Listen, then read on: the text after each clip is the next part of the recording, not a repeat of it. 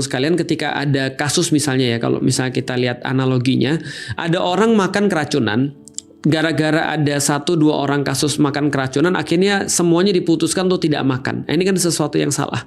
Artinya pertama-tama kita harus lihat dulu bahwa benar nggak sih sesuatu itu kalau kita ambil tindakan solusi itu solutif atau enggak. Misal contoh ya, kalau kita membahas perkara-perkara kayak gini sampai akhirnya membuat orang itu akhirnya tidak mau untuk pendidikan agama, atau mereka tidak mau memahami agama, terlepas daripada balik lagi ya, itu ada salah internalnya, ya itu adalah sesuatu yang nanti akhirnya ya tidak menyelesaikan masalah. Seperti kayak gini nih. Dulu juga sebelum kita masuk analogi makan ya, dulu ada orang yang mengatakan begini, hati-hati belajar Islam nanti kamu jadi radikal.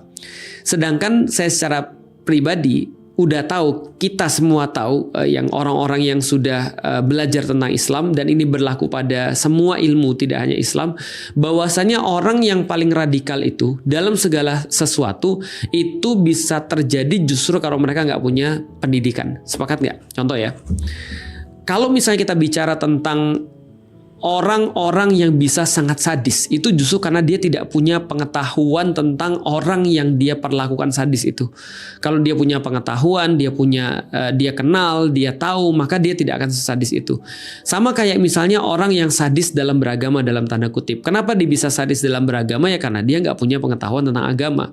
Dia nggak ngerti tentang agama, maka dia nggak punya compassion. Dia nggak punya rasa kasih sayang, dia nggak punya rasa kasihan dan seterusnya.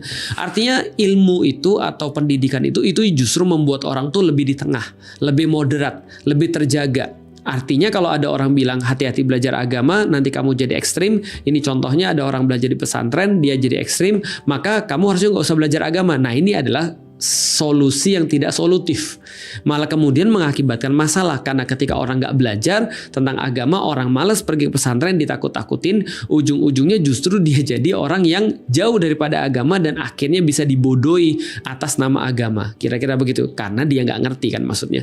Nah, sama kayak orang ketika makan tadi, ketika orang makan lantas kemudian keracunan, solusinya adalah jangan makan. Itu berarti ya dia mati karena kelaparan gitu kan ya. Karena orang-orang yang mati itu in the first place bukan karena keracunan, tapi karena kelaparan, makanya dia makan. Kalau misalnya ada racunnya, lantas racunnya itu membuat orang jadi sakit, maka solusinya adalah mengetahui permasalahannya apa dan menghilangkan itu.